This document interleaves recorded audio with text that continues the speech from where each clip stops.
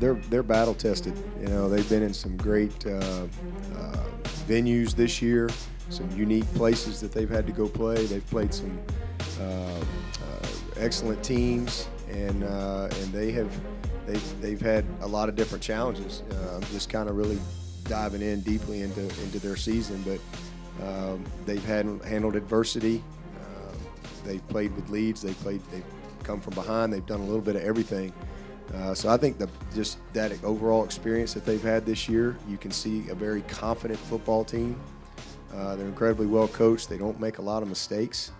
And I think the balance that they have really presents some problems. This quarterback and the change, we went through kind of a similar thing that they did.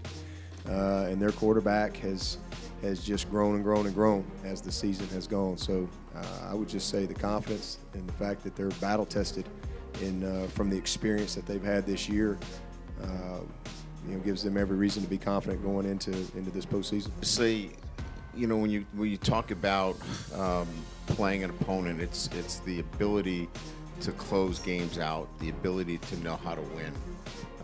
And that's Clemson. They know how to win football games. They've been winning. And so, I think everybody that's up here has developed and built a winning culture within their football team. So you can't pin that on any one particular player. That's something that's within, the fabric of the football program that's been built over time. So that would be the X factor.